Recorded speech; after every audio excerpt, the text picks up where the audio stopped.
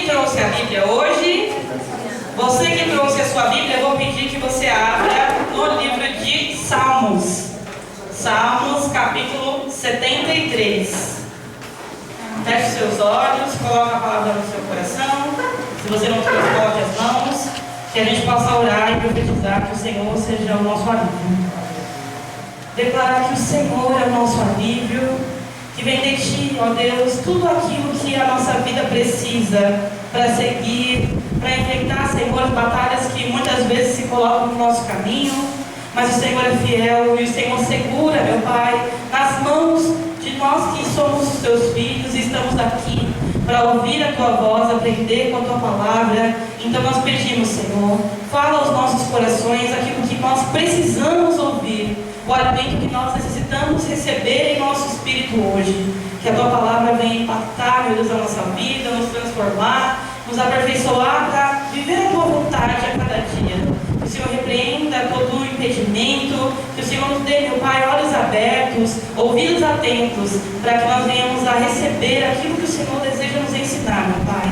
É o que eu te peço e nós apresentamos este momento da palavra nas Tuas mãos. Que o Senhor traga para nós resposta, alívio e que nós venhamos a compreender a Tua vontade. Em nome do Senhor Jesus, amém. Graças a Deus. Amém, pessoal? Amém. Como eu disse, né? A palavra de hoje está em Salmo 73. Esse salmo ele é um salmo bem específico, né? Como nós sabemos, o livro de Salmos ele é, em sua maioria, um livro de muitos cânticos a Deus, né? De muitos louvores que foram escritos em períodos ali da história, onde os homens de Deus, né, glorificavam a Deus através da música, do louvor, da adoração. A maior parte destes salmos aqui são salmos de Davi. A maior parte deste livro é composto por salmos que o próprio rei Davi ali escreveu nas suas adorações, nos seus momentos ali com Deus, né? Nas suas orações também, porque muitos salmos não são só louvores para adorar, mas são também canções escritas ali como orações, né? Quando eles passavam por aflições, por medo, por guerra, pelos inimigos se levantando, enfim. Mas esse salmo é um salmo diferente, porque ele não foi escrito por Davi. Ele foi escrito por um homem chamado Asaf. Asaf, ele foi um homem muito importante na liderança do louvor a Deus na época de Davi, na época do rei Davi. Asaf ele foi ali um homem que representava, né, ali a tribo de Levi. Os levitas do Senhor, eles eram liderados por este homem chamado Asaf. Eu vou dar aqui um resuminho de quem ele era para a gente acompanhar junto. E se você quiser, tem as passagens, você pode acompanhar na sua casa mais detalhadamente sobre a história, né, de como ele participou ali. E a atividade dele principal era liderar a tribo de Levi, não só nos cânticos e nas adorações com música, mas também no cuidado com o templo. Quem estava aqui quando a pastora Ana ensinou para a gente o que eram os levitas? A gente já passou por essa lição, né? E a tribo de Levi ali era o povo de Deus, a parte do povo de Deus que tinha a responsabilidade de cuidar da casa de Deus, do templo do Senhor. Então ele participou ali ativamente daquilo, né? De restaurar, por exemplo, a arca de volta para o povo de Deus. Ele foi, por exemplo, um dos homens ali que Davi responsabilizou de cuidar para que tivesse louvor enquanto a arca voltava para o lugar onde ela deveria estar ali. Quando eles resgataram a arca de volta e a presença de Deus estava sendo restaurada no meio do povo. Então muita coisa importante Asaf participou, né? Durante a vida de Davi, até mesmo de Salomão, enquanto ele estava ali cumprindo o seu papel como chefe dos levitas. Aí eu vou deixar aqui o resumo para a gente ver. Asaf foi um levita da tribo escolhida, da tribo de Levi no caso, né? Escolhida por Deus para o serviço do templo. Ele viveu durante o reinado do rei Davi e também no tempo de Salomão. Ele era chefe dos cantores e músicos que serviam no tabernáculo e depois no templo de Jerusalém. Então o que a gente vê aqui? Ele participou na história, tanto no período de Davi, onde o templo ainda não tinha sido construído. O que era o tabernáculo? O tabernáculo era a casa de Deus em forma de tenda, porque ainda não tinha sido construído ali o templo, né? Como uma igreja, que é o que nós conhecemos aqui hoje. Quem construiu o templo da presença de Deus foi Salomão. Enquanto Salomão não tinha construído ainda, conforme eles iam ali caminhando, o povo de Deus caminhava sobre o reinado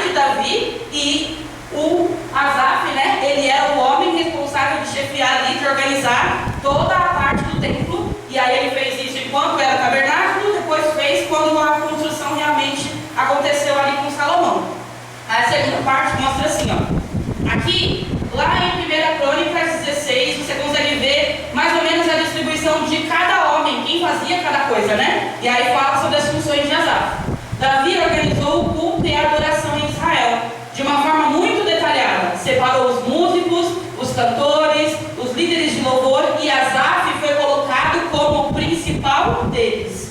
Aí aqui o versículo fala, né? Davi designou alguns dos levitas para ministrarem diante da arca do Senhor, para invocar, render graças e louvar ao Senhor, Deus de Israel. Asaf era o chefe. Então a gente aqui já vê como ele tinha uma grande responsabilidade, né? Um papel muito importante, porque era através da adoração também que a presença de Deus estava ali, né? No meio deles. E aí, isso mostra que Asaf era o líder principal da adoração e o ministro de louvor daquela época. Então, um dos salmos que a gente vai ler agora, ele não foi escrito por Davi, mas ele foi feito por este homem, que era o chefe dos levitas, Asaf. Ele tem, na verdade, 15 salmos no livro de Salmos, escritos por ele.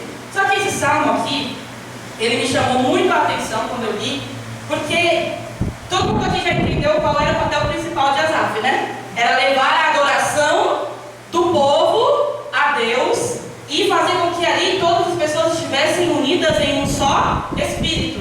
Então, sempre que Asaf estava ali liderando o povo, o objetivo principal era a adoração a Deus. Só que esse salmo não é um salmo de adoração. E aí, enquanto eu estudava, né, sobre a pessoa de Asaf e as coisas que ele fez, eu comecei a perceber como ele tinha ali, né, muita responsabilidade, mas ele também tinha muito zelo.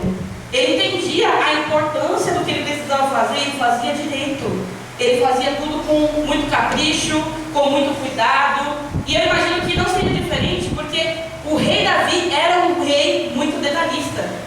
E se o rei Davi conseguiu enxergar nele ali excelência, cuidado naquilo que ele fazia, a ponto de colocar ele como chefe, é porque realmente todo o serviço que ele fazia ali na sua tribo, na tribo dos levitas, ele fazia de todo coração. Só que mesmo com toda essa responsabilidade, mesmo com todo esse cuidado de estar ali adorando ao Senhor e na presença de Deus, a gente vai ver nesse salmo aqui que Asaf passou por um período de conflito, na verdade. Acontecem ali situações que os olhos físicos, né, os olhos dele conseguem enxergar, e aquilo começa a criar muita confusão, muitos questionamentos dentro dele. E ele tem aqui, nesse salmo, é quase que como se fosse uma conversa com ele mesmo, porque na verdade não é com ele mesmo, é entre ele e Deus, porque Deus estava ouvindo aquela conversa, participando daquela oração, e a gente vai aprender muito sobre isso hoje, amém? Antes de entrar nessa parte, né, da história que nós começarmos a ler, eu queria perguntar para vocês, quem aqui já ouviu falar numa síndrome chamada síndrome de FOMO? Levanta a mão. A brincadeira não vai. Já vou tirar ela, senão ela vai estragar minha brincadeira. Não é uma brincadeira, porque nós vamos falar sério. E na verdade isso é uma coisa que tem se falado muito nos dias de hoje. Talvez vocês nunca tenham percebido o que é, mas conforme eu explicar você vai saber. Eu acho que Asaf estava vivendo exatamente um momento de FOMO para a época dele. Mas antes de eu te falar o que ele estava vivendo, eu vou te explicar o que isso significa, para a gente identificar nele, né, no que ele estava passando ali, todos os sinais que isso mostra, na verdade, como a Bíblia sempre tem uma resposta atual para o que a gente precisa. Eu vou falar hoje para vocês aqui sobre uma síndrome que é dessa geração. Quem aqui tem um celular? Muito provavelmente você vai se identificar com os sinais do que a síndrome de FOMO causa. Porque todo mundo que tem um celular está sujeito a passar por isso. É um assunto super atual, porque o celular existia na época da Bíblia? Existia na época de Asaf? Não. Mas o sentimento humano que a gente pode sentir hoje, os homens da Bíblia já podiam sentir também. É por isso que a palavra de Deus tem uma resposta para a gente que é tão atual quanto o problema que existe. E se você se identificar com esse problema, o Senhor vai falar com a gente através da palavra para que a gente possa aprender. Amém? Então vamos lá. O que significa FOMO? Como eu perguntei para vocês aqui, na verdade é uma soma, né? FOMO é ali a abreviação de uma frase e a gente vai entender o significado dela. FOMO é a sigla em inglês para essa frase aqui, aqui, ó, fear of missing out. O inglês é enferrujado, mas vocês vão entender. Significa assim, o medo de estar perdendo algo. Então, FOMO significa, na nossa língua, né, em português, o medo de estar perdendo algo. E aí, talvez você vai falar, Brenda, o que isso tem a ver com o digital? O que isso tem a ver com o celular? O que isso tem a ver com a internet? Tem tudo a ver. Porque essa é uma síndrome que está sendo tratada agora, nos dias de hoje, com pessoas que fazem tratamento psicológico, com médicos que têm que estudar os padrões de como a gente vive hoje em dia. Porque uma das coisas que a internet trouxe para nós, através da rede social, foi essa síndrome. Essa síndrome que é o medo de estar perdendo alguma coisa. Você pode ver que hoje em dia as pessoas elas não sabem mais ter o tempo de fazer nada. Porque todo o tempo livre de alguém é o tempo de ela estar no celular. Sempre que você tem um tempo livre, eu preciso pegar uma fila. Alguém aqui já viu alguém pegando uma fila e a pessoa está simplesmente esperando? Não. Se você tem que pegar uma fila, você estará automaticamente fazendo o quê? Esperando no celular. Não é assim? Todo mundo faz isso. É natural que todo o nosso tempo, que antes era um tempo vago, um tempo livre, agora seja um tempo ocupado pelo digital. Então, às vezes você está resolvendo algum problema de trabalho, porque às vezes a gente tem tanta coisa para fazer que você não pode fazer menos de 5 coisas ao mesmo tempo. Quem vive assim? Quem trabalha com celular? Não dá para fazer só uma coisa, tem que fazer no mínimo 3, senão acaba o dia não consegue. É assim que funciona. E aí, às vezes é por demanda de trabalho, às vezes é por responsabilidade de estudo, às vezes é porque você quer apenas distrair a sua mente de tanta coisa que você tem que resolver. E aí o nosso cérebro ele já aprendeu que tem um escape muito fácil para você se distrair de todas as suas responsabilidades. É simples, abre a sua rede social. Se você abre a sua rede social, você tem a vida de todas as pessoas que você acompanha para ver. Enquanto você estiver vendo a vida de todas essas pessoas, você não vai estar vendo a sua. Às vezes a rede social é isso, ela é um escape. Às vezes você tem tanto problema, meu Deus, eu não sei nem por onde começar, deixa eu entrar aqui para ver como que estão as coisas. Aí você vai se atualizar dos assuntos, de quem viajou, de quem passeou, de quem está fazendo aniversário, de quem saiu, de quem comprou uma roupa nova, de quem conquistou um carro, de quem conseguiu emagrecer. Tem 1 milhão de coisas que você pode acessar através das redes sociais. Não é assim? A gente sabe que é, né? Todo mundo usa, é assim que o mundo funciona. Mas nesse mundo a gente acaba sendo pego por isso aqui, ó, que se chama o quê? Medo de estar perdendo algo. Quem nunca se comparou com as milhares de conquistas diárias que todo mundo posta nas redes sociais? Porque a rede social ela pode ser tudo, mas uma coisa que ela não é o muro das lamentações. Você já entrou na rede social de alguém e a pessoa só reclama do dia quando amanhece até a noite quando ela vai dormir? É assim que funciona? Não, porque a rede social ela é o quê? Ela é um recorte. Ela é um recorte daquilo que a pessoa quis mostrar. E alguém quer mostrar que está com medo na rede social? Alguém quer mostrar que está se sentindo inseguro de dar um passo que precisa dar na vida na rede social? Não. Alguém quer mostrar que não conseguiu aprender uma coisa que ela precisava ter se disciplinado mais para fazer? Não. Todo mundo só vai mostrar o recorte da parte boa. Por isso que rede social não é vida real. A rede social é uma parte da vida que a pessoa quer que você tenha acesso. E ninguém vai postar as derrotas diárias. Todo mundo vai postar as vitórias. É aqui que a gente precisa começar a abrir os nossos olhos. Porque quando a gente entra nesse ciclo, sem ter a visão correta, veja bem, não é pecado você ter as suas redes sociais. A questão é que você precisa saber lidar com sabedoria com tudo aquilo que passa pelas suas mãos. E a rede social é uma dessas coisas. Porque se você não tiver a mente correta, o pensamento centrado, aquilo que era só para ser um momento de lazer, ou uma diversão, ou um momento de socialização ali, que você vai ver o amigo que você não via, a pessoa que às vezes mora em outro estado e você não tem acesso.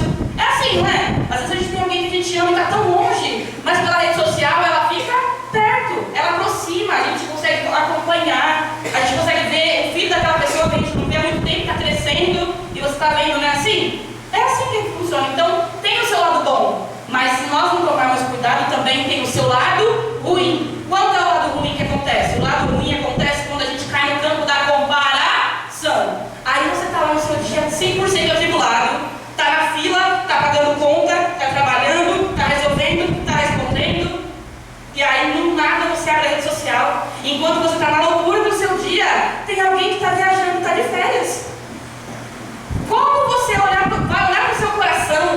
E você não vai sentir que você está perdendo aquilo. Deixa eu te falar uma coisa. Você não está perdendo nada que não é da sua vida. Se a pessoa está vivendo o momento das férias dela ali, é porque chegou o momento da vida dela de viver aquilo. E talvez demore um pouco mais, ou seja, numa estação diferente do ano, onde você vai viver a sua. Mas a comparação faz você achar que você deveria estar no lugar daquela pessoa. E aí tudo o que você olhar na sua vida já não presta, porque você queria estar em Cancún, num sol de 35 graus, com o seu bom sorvete na mão, aproveitando as férias, mas você não está. Quem está é o outro. Quem está é a pessoa que você viu na sua rede social. E você está o dia inteiro trabalhando, você está o dia inteiro na escola, você está o dia inteiro resolvendo coisas da sua casa. Mas quando a comparação entra no seu coração, tudo que você está vivendo aqui, que é uma bênção, não presta mais. Porque ou você está de férias igual aquela pessoa que você viu, ou então a sua família é um peso, o seu trabalho é um fardo, e tudo que você fizer não vai ser com o seu bom coração. Olha o perigo disso. Estão conseguindo perceber como isso é grave? É um problema muito forte, né? Muito normal hoje em dia. Às vezes as pessoas se encontram nessa síndrome e elas nem sequer perceberam ainda. Eu vou dar para vocês algumas características do que essa síndrome faz. Quem sofre de FOMO geralmente sente necessidade constante de checar as redes sociais para ver o que os outros estão fazendo. Tem dificuldade de se desconectar ou relaxar sem o celular. Sente ansiedade, comparação, frustração ao ver a vida dos outros. Toma decisões com medo de ficar de fora. Então presta atenção como isso é grave. Se você sente essa síndrome, se você sente o medo de estar perdendo alguma coisa, de ficar de fora de algo, você começa a tomar decisões na sua vida que você nem queria tomar. Você só vai fazer aquilo para não ficar de fora, para não se sentir excluído. Olha os exemplos: aceitando convites, comprando coisas ou participando de eventos apenas para não se sentir excluído. Talvez você tenha indicado um ou todos os itens dessa lista. E Deus trouxe a gente aqui para abrir os nossos olhos. Isso é muito grave. Porque quem é filho de Deus não pode ser levado a fazer, a decidir o que fazer da vida baseado na vida do outro, baseado na rede social. Nós precisamos viver a nossa vida baseada no propósito que Deus tem para nós. E Deus tem um propósito diferente para cada um de nós. A gente precisa entender isso. Os propósitos de Deus, eles não são iguais para todos. O tempo que a gente vive na nossa vida também não é igual. Cada um está na sua estação e no seu momento. O Guilherme, por exemplo, está estudando. Eu já terminei os meus estudos, agora eu só trabalho. Ele ainda estuda, daqui a pouco ele vai começar a trabalhar e estudar, para depois trabalhar. Enfim, cada um tem o seu período da vida. E se você coloca sempre essa visão de comparação, imagina que seria como usar um óculos. Se eu tirar meu óculos, a minha visão é totalmente embaçada. Eu não consigo ver exatamente o rosto de nenhum de vocês. Então essa aqui é a minha ótica limpa. Quando eu coloco esse óculos, ele vai me ajudar a enxergar melhor. Esse é o objetivo do óculos, certo? Se eu pegar o meu óculos e encher ele de lama e fizer com que ele ocupe o mesmo lugar da função dele, quando eu colocar esse óculos de volta, ele vai ter me ajudado a enxergar melhor as coisas? Não, o que ele vai fazer? Ele vai piorar a minha visão. Ele vai distorcer a minha forma de enxergar o que eu precisava enxergar bem. Porque esse óculos era para me dar uma boa visão, mas se ele está sujo, ele vai piorar. Imagina que nossa visão espiritual é a mesma coisa. Nós precisamos receber o óculos da visão de Deus. Então aqui com esse óculos eu vou ser capaz de enxergar com clareza o que Deus quer para a minha vida. Eu coloco esse óculos e é como se a minha visão estivesse aberta. Agora eu enxergo tudo que Deus quer que eu veja para seguir a vontade dele. Agora, qual que é o plano do diabo? Pegar esse óculos que deveria ser aquilo que vai fazer você enxergar o que Deus quer para você e encher de pecado. Porque quando você se comparar, você está pecando. Quando você sentir inveja da pessoa, você está pecando. Quando você tiver o desejo de cometer o pecado que a pessoa está cometendo, você estará pecando. Porque Jesus disse lá no Novo Testamento que o homem que se quer olhar O adultério no Novo Testamento já não era mais o ato de trair o seu marido com o marido da outra. Não. O ato de adultério passou no pensamento. A partir do momento que você pensar em adulterar, você já pecou. Então, as redes sociais elas podem ser uma máquina de pecado para a nossa vida, se nós não tivermos a visão correta. Porque olha como isso é perigoso. Antigamente você precisava sair de casa para cometer certos tipos de pecado. Hoje em dia, se você abrir a rede social e você segue aquele tipo de amigo que está lá com um copão na mão, ostentando a vida dele de felicidade por causa daquela bebida, você não precisa dar um gole dela. Se você sentir o desejo na sua casa de beber o que ele está bebendo lá fora, o pecado já está com você. Olha como isso é perigoso. É uma armadilha. E a gente precisa aprender primeiro a selecionar quem são as pessoas que a gente vai acompanhar. Não é porque essa pessoa tem 10 milhões de seguidores que ela deve influenciar você. Porque qual que é a função dos influenciadores? Influenciar. Aí você segue várias pessoas que tudo o que elas fazem é baseado numa vida de pecado. Será mesmo que você vai aprender a ter prazer na natureza do que Deus tem para você? Se tudo que você alimenta na sua alma é exatamente o oposto do que a palavra diz, qual é a chance de o seu coração ter prazer nas leis de Deus, como diz a palavra, se o seu coração, os seus olhos sempre têm prazer nos pecados e nas ações da carne das pessoas que você está seguindo? A gente tem que prestar atenção, para a gente não estar enfiado numa armadilha que a gente mesmo criou. Ah, eu vou seguir essa pessoa porque ela fala de um assunto que eu gosto.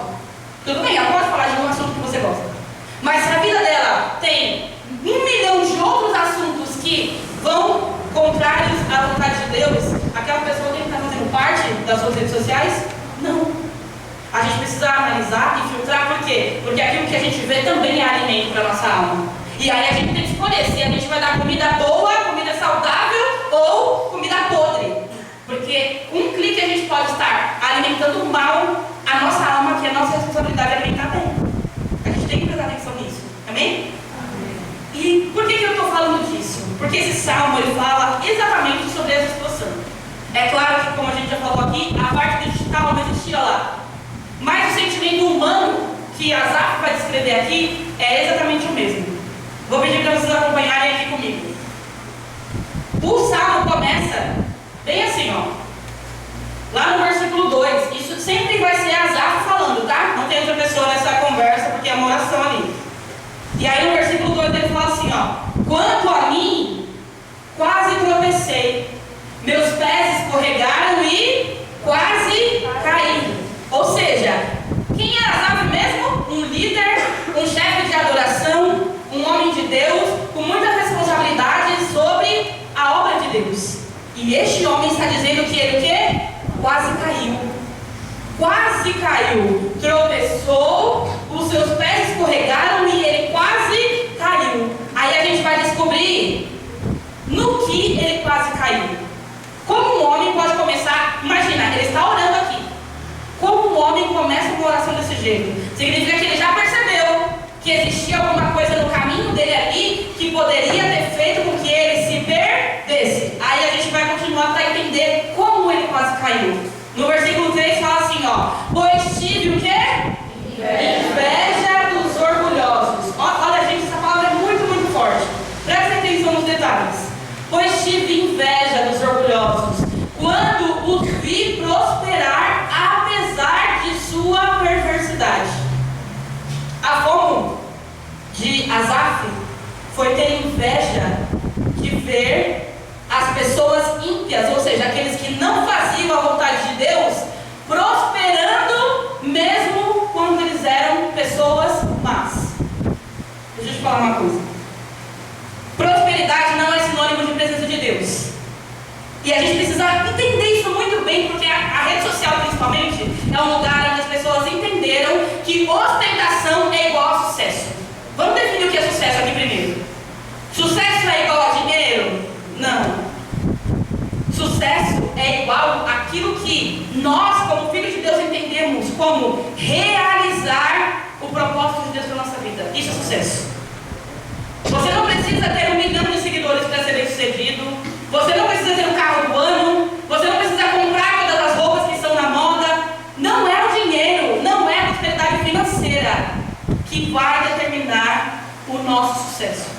O nosso sucesso está em fazer a vontade de Deus. Jesus, quando esteve na terra, disse o quê? Minha comida e minha bebida é fazer a vontade do meu Pai. Nós somos imitadores de Cristo. Nós não somos imitadores das pessoas que a gente segue, das pessoas que querem pregar que o dinheiro é o dono de tudo, das pessoas que através do marketing de ostentação, porque imagina, você não sabe disso, mas ela sabe. Ela sabe, através de uma técnica, vender para você uma vida que muitas vezes nem ela tem. Mas se ela te pegar na inveja, você já virou cliente dela. Aí sim ela vai enriquecer com dinheiro que você nem tinha e deu para ela. Olha isso. Foi exatamente isso que aconteceu aqui. Asaf disse que ele quase caiu, que ele tropeçou. No que ele tropeçou? Ele tropeçou na inveja. Na inveja de olhar que todo mundo podia fazer o que era errado e prosperar. E ter dinheiro, e ter bens materiais. Mas a gente sabe que a prosperidade não é isso. Qual é o significado verdadeiro de prosperidade? Felicidade. E a felicidade verdadeira não é o dinheiro que compra, não. A felicidade verdadeira nós só encontramos quando nós colocamos a nossa vida nas mãos de Deus. Isso é a verdadeira prosperidade. Mas imagina, ele deveria ter aqui lentes limpas, mas ele quase caiu. Como ele quase caiu? Quando as lentes dele se tornaram as lentes da inveja. Aí vamos lá. No quarto ele fala assim, ó. Olha como era a vida dessas pessoas, ele vai detalhar. Levam uma vida sem sofrimento e têm um corpo saudável e forte. Não enfrentam dificuldades, nem estão cheios de problemas, como os demais. Ostentam orgulho com um colar de pedras preciosas e vestem-se de crueldade.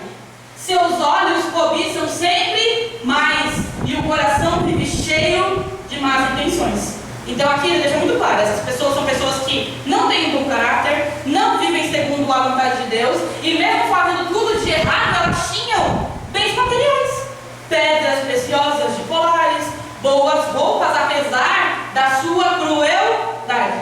Pessoas ruins também podem ganhar dinheiro. Não significa que este sucesso é a vontade de Deus. Porque o maior fracasso é você ser bem sucedido naquilo que te afasta de Deus. A gente já aprendeu isso também. Só que ele está detalhando aqui vários detalhes do que os olhos dele, com a lente da inveja, estavam enxergando. E aí vai continuar falando assim, ó. Olha o que eles ainda faziam. Zombam e falam somente maldades em seu orgulho. Ameaçam usar de violência. Falam como se fossem o quê? Donos dos céus. E suas palavras arrogantes percorrem a terra. Por isso, o povo se volta para eles e bebe de todas as suas palavras. Entenda, todas as pessoas que você abre a sua rede social, abre o seu ouvido, abre o seu WhatsApp, todas as pessoas a quem você der ouvidos vão fazer com que você beba das palavras dela. E a Bíblia diz que aquele... O que a gente aprendeu no domingo aqui, no dia do batismo? O Senhor Jesus fala que aquele que receber da água que Ele der, jorrará fontes de vida. E aquele que beber da água que o diabo der, vai ser fonte de quê? De morte. Mas aí você está lá vendo, ouvindo, conversando e se moldando e aprendendo a ser como as pessoas a quem você está ouvindo. Imagina que todos nós estamos aqui ouvindo a palavra de Deus. E ao mesmo tempo que a gente está aqui, existem muitas pessoas dando ouvidos ao que o diabo quer falar. E você escolhe qual a água que você irá beber. Mas essa água vai produzir frutos dentro de você. Ou frutos para a sua salvação, ou frutos para a perdição. Por isso a gente tem que ser muito seletivo. Com quem a gente faz amizade, as pessoas com quem a gente anda, quem você admira, porque a gente se parece com as pessoas que a gente admira. E se você admira alguém que vive uma vida de pecado, dificilmente você vai ter prazer em viver a vida que Deus tem para você, mano.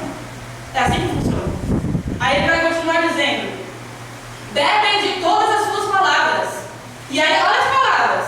O que Deus sabe? Perguntam. Acaso o Altíssimo tem conhecimento disso? Ou seja, a soberba, o orgulho, já tinha chegado num período ali, num estágio, onde as pessoas elas já achavam que podiam estar no lugar de Deus. O que Deus sabe perto de um homem orgulhoso que acha que sabe de tudo? Olha o nível de crueldade, de orgulho, de sujeira do coração daquelas pessoas. Aí vai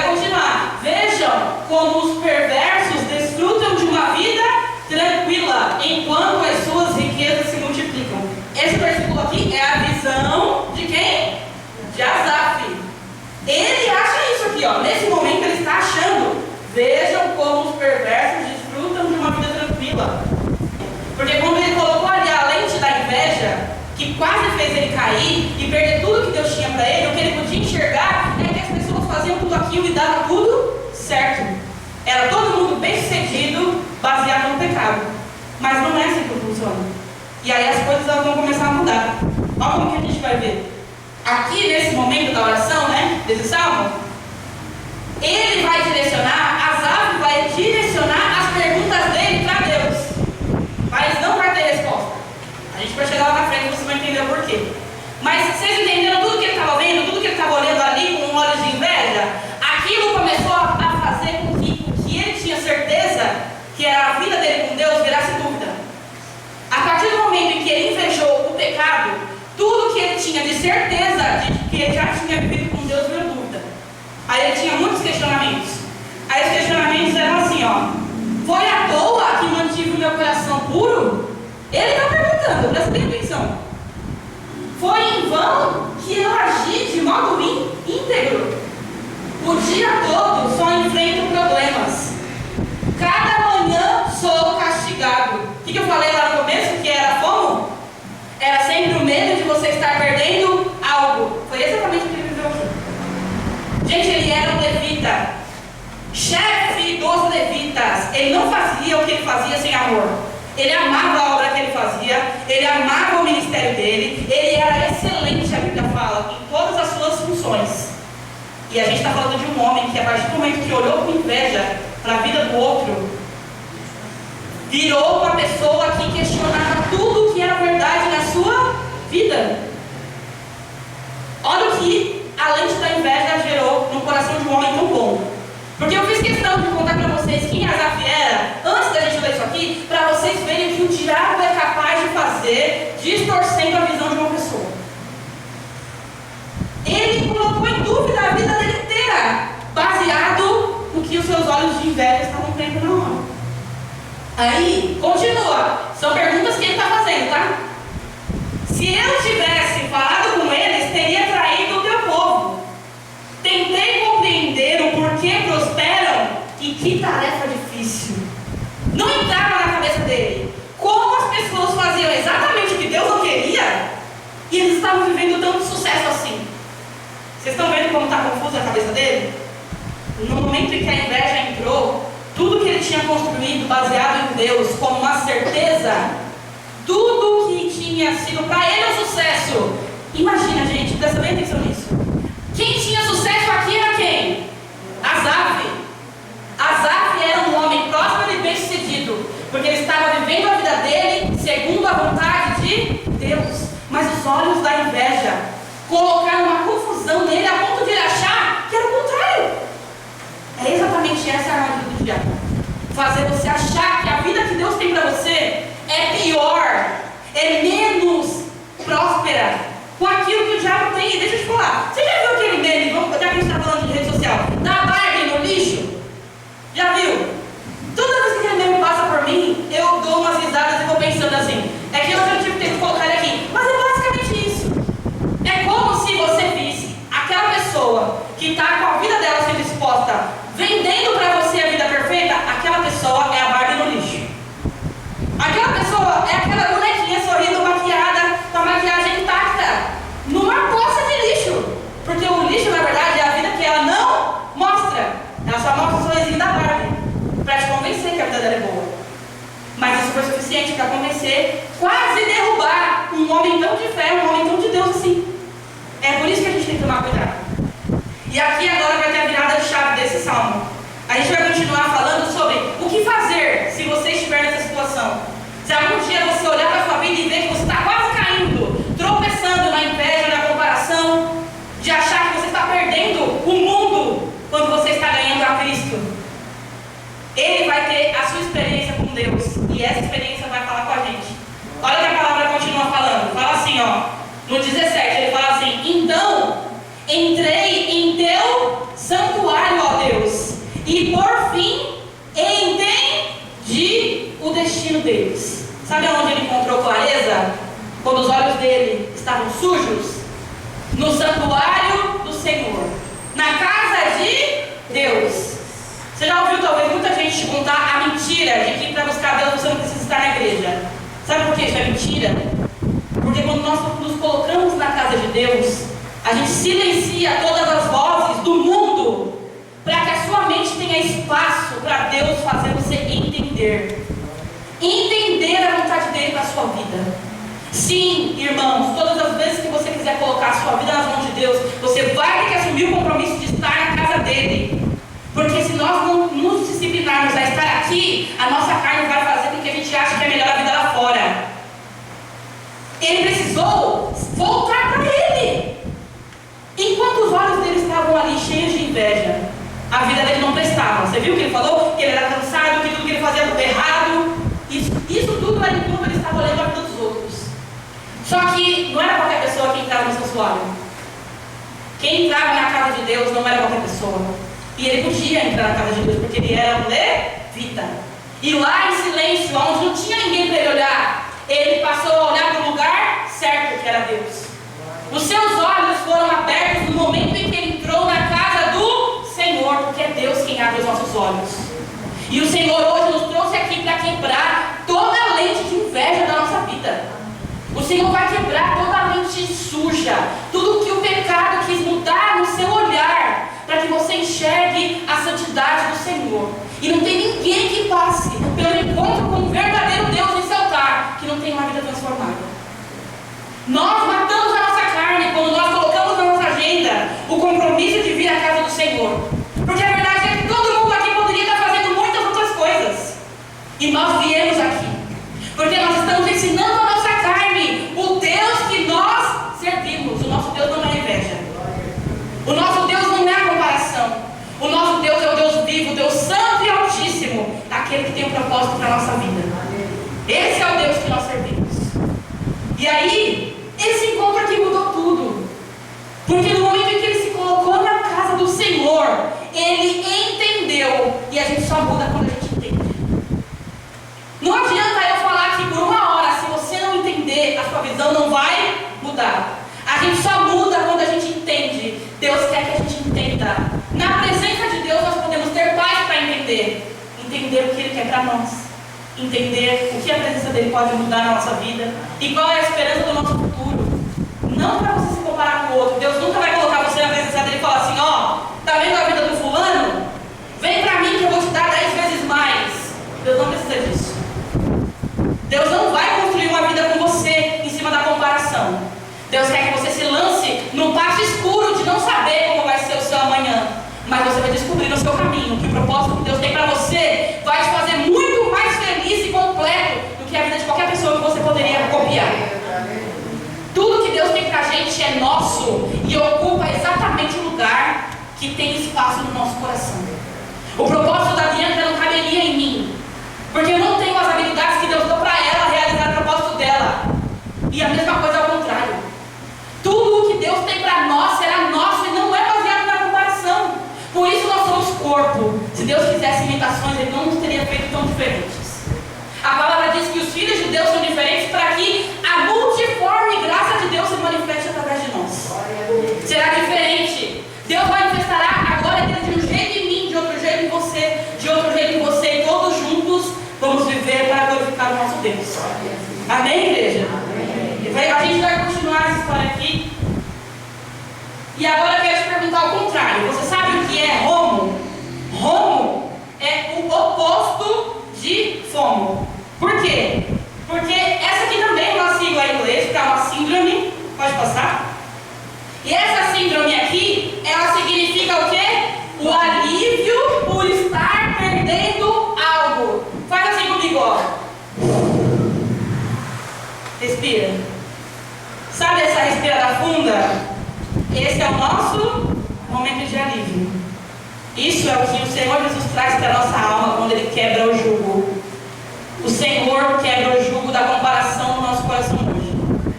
Para você sair daqui leve com a vida que você tem. Pode respirar, respira. Quando a gente respira, a gente desacelera. A rede social está todo mundo sempre correndo. A gente sempre ouve o áudio no ponto 2. A gente está sempre ouvindo tudo muito correndo, tudo muito rápido. E é como se a gente estivesse sempre cansado sem sair do lugar. Porque está todo mundo correndo. E quando você está assistindo todo mundo correndo, parece que quem está parado é você. Mas a nossa vida também está acontecendo. E a vida real não acontece no 2.0. Deus não vai falar com a gente no 2.0. Deus vai falar com a gente aqui, ó, no alívio. Na hora que a gente parar e entender. Você viu o que aconteceu com Asaf? Ele estava ali, todo preso no fomo, no medo de estar perdendo. Ai meu Deus, eu estou perdendo, a minha vida é ruim, tudo que todo mundo faz dar certo e eu não. Ele estava ali, preso naquela ansiedade, naquele desespero, naquela loucura. Quando ele entrou na casa de Deus, veio ali. Quando o coração dele silenciou aquele turbilhão de coisas, foi que ele pôde sentir isso aqui, ó. O alívio de estar perdendo algo. Por quê? Porque aí ele entendeu. Vocês viram aquele versículo? Ele entendeu o destino de quem vivia aquela vida. E quando ele entendeu, veio o alívio. Sabe por quê? Porque como ele sabia o final da vida daquelas pessoas, ele não queria ser como elas. Entenda uma coisa. O início do pecado é doce como mel. E se o final é amargo como fel, não queira ter a vida de alguém pelo doce que você está vendo. Porque o final é de perdição e é o final que você não quer. Porque se você quisesse, você não estava aqui ouvindo a palavra de Deus. Então aqui a gente vai sentir o alívio de pensar assim: ufa, que bom que eu não estou vivendo aquela vida. Porque aquela vida de perdição pode parecer boa agora, mas eu quero a vida de salvação. Eu quero a vida que vai me custar um pouco mais agora, mas que no final vai ser muito melhor do que qualquer falsa promessa que o diabo poderia me oferecer. Entendeu? Então agora nós estamos aqui, na presença de Deus, onde a gente pode sentir um alívio. O alívio de que bom que aquela vida que você estava talvez tendo inveja não é a sua. Porque na sua você pode dar espaço para Deus agir. Olha que boa notícia. É isso que Deus fala pra gente. Aí, a gente vai ver como que isso foi na vida de Asaf, né? No 18 ele fala assim: Tu os puseste num caminho escorregadio e os fizeste cair do precipício para a destruição. São destruídos de repente, completamente tomados de pavor. Quando te levantares, ó Senhor, rirás das ideias tolas deles, como quem ri num sonho pela manhã. Aqui ele já entendeu. Ele já entendeu aonde Deus está e como aquela vida daquelas pessoas ali não valia de nada. E quando ele entendeu isso, ele também entendeu quem ele era. E ele entendeu que tudo que ele estava invejando nem podia se comparar com a vida dele. Porque ele servia ao Deus que podia fazer tudo isso aqui acontecer. E qual que era a boa notícia então para Asaf? A boa notícia é que quando a ira de Deus se levantasse, ele não ia ser o alvo da ira de Deus. Porque ele não vivia uma vida de pecado. Ele não vivia aquela vida que o diabo fez ele querer invejar. Quando os olhos dele ali se abriram, ele enxergou nitidamente que a vida dele era uma vida de servo do Deus vivo, do Deus que podia fazer tudo isso. E aí ele começou a sentir ali a paz, o alívio, a sensação de estar completo pela sua própria vida, sem ter nada a ver com a vida do outro. E aí a palavra vai terminar, e ela vai terminar dizendo assim, ó: Percebi então que o meu coração se amargurou e que eu estava despedaçado por dentro. Fui tolo e ignorante, aos teus olhos devo ter parecido um animal irracional. É uma oração aqui, tá vendo? Quando a ficha dele caiu, porque ele entendeu, ele até sentiu vergonha. Ele falou: eu sinto vergonha de como o Senhor deve achar que eu sou. Deus deve estar me achando um animal irracional. Porque eu tive um surto, só pode ser um surto. Um homem tão de Deus, tão usado, tão excelente, invejar a vida dos pecadores. Ele mesmo assim, sabe aquele tapa na cara que às vezes a gente merece? Ele mesmo ali, na casa de Deus, ele falou, ele recebeu, tudo se resolveu ali mesmo. Deus nem deixou ele sair dali com dúvida. Ele tinha que ter muita clareza que a vida dele era a vida certa e qual era a vida que ele não deveria invejar. E aí quando a ficha dele cai, ele fica até com vergonha. Você já viu uma criança cometendo um erro? Criança é pura, né? Criança não tem orgulho, não tem vaidade. A criança quando ela tropeça, cai, ela fica assim: sério? Aí depois ela faz o quê? Ela já continua andando, ela já vai continuar. Por quê? Porque a vida continua. A gente não pode deixar com que os pequenos tropeços, com que as falhas, os escorregões talvez que você tem nos seus sentimentos, paralisem a obra de Deus na sua vida. Se ele teria muitos motivos aqui para se sentir um nada e pensar assim: eu sou levita, eu posso entrar na casa de Deus, meu coração está sujo desse jeito. Deus não vai me aceitar. Não, Deus deve me achar um animal. É verdade que ele tinha que se arrepender. E a gente vê pelas palavras dele que ele estava arrependido. Ele se reconhece como uma pessoa que foi tola, que não deveria ter invejado, mas invejou. Mas isso não é o fim da história. Porque nesse fim ele continuaria sendo tão derrotado e destruído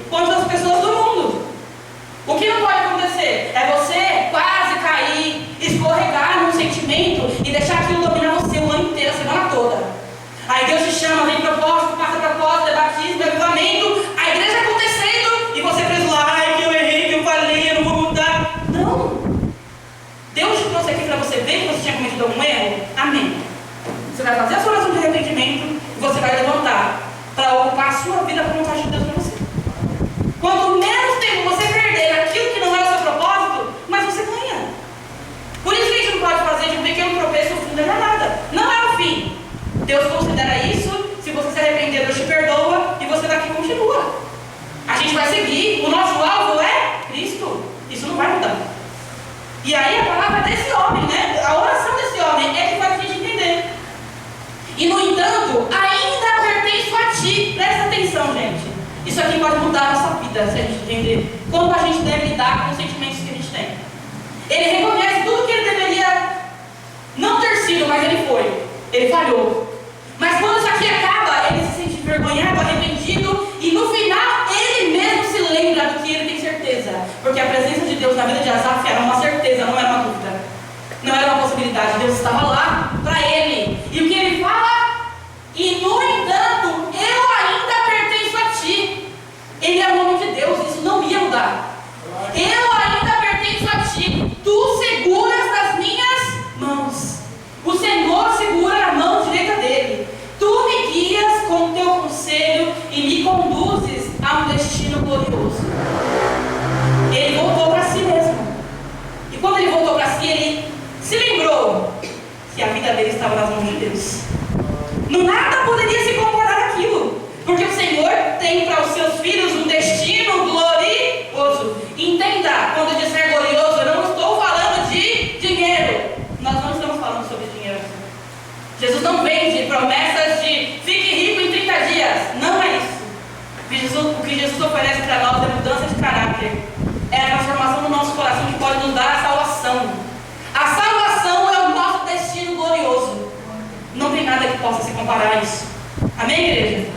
No final desse versículo, o último, ele fala assim, ó: quem tenho eu nos céus além de ti? E quem poderia eu querer na terra além de ti? Aí ele começa a se entregar inteiramente no altar, para que a dependência dele seja totalmente de Deus ali, e para que a carne dele entendesse que não importava o quanto ela quisesse gritar, ele já tinha certeza no coração. O que ele tinha com Deus não poderia ser quebrado. E aí, essa palavra é muito forte, né? Porque no 26 ele fala assim, ó: minha saúde pode acabar, o meu espírito pode fraquejar, mas Deus continua sendo a força do meu coração. Essa é a palavra de Deus para a nossa vida. Ele é a minha herança para sempre. A nossa herança vem do Senhor, meu amor. Não tem nada que o diabo possa querer colocar diante dos nossos olhos que se compare ao que é ter o Senhor, e nós já temos. Veja quão rico você é. O Senhor quer nos dar hoje a lente certa para enxergar. Olha como nós somos ricos. Nós somos ricos de uma coisa que o mundo não pode ter, que é carregar a presença do Deus vivo. Se isso não encheu o teu coração de alegria, é porque você ainda não entendeu. Então comece a orar para Deus te fazer entender. Fala: Deus, eu quero entender. Deus, me faça entender. Porque quando entrar na minha cabeça, vai passar pelo meu coração. Vocês lembram da pregação que a pastora disse que o Evangelho precisa nascer na nossa mente? Depois de nascer na nossa mente, ele vai tocar o nosso coração. Porque nós não vamos viver segundo as obras da nossa carne. Amém, igreja? Esse versículo final, ele diz assim: quanto a mim, bom é estar perto de Deus. Aleluia. Faço do Altíssimo Deus o meu refúgio, para proclamar todas as suas obras. Que bom que nós estamos perto de Deus hoje, igreja. Aleluia. Vamos colocar de pé em nome de Jesus. Glória. A presença do Senhor, ela já está aqui. Que bom que nós escolhemos a boa parte dessa vida. Que bom que nós escolhemos nos colocar na presença do Deus vivo. Comece a pensar: quem seria você se você não estivesse na presença de Deus?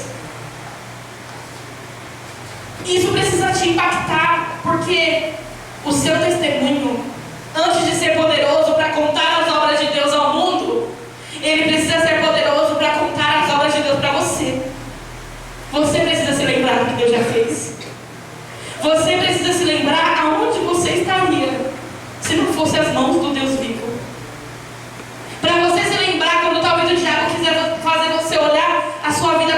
pelos olhos do pecado, e você sentar, você respirar, você se aliviar e você falar assim: quanto a mim, bom é estar perto do meu Deus. Vida boa, gente, a gente só consegue alcançar perto do Deus vivo. Porque perto do Senhor, nós somos como ramos ligados à verdadeira videira. O Senhor é a videira verdadeira, só Ele pode nos dar a vida.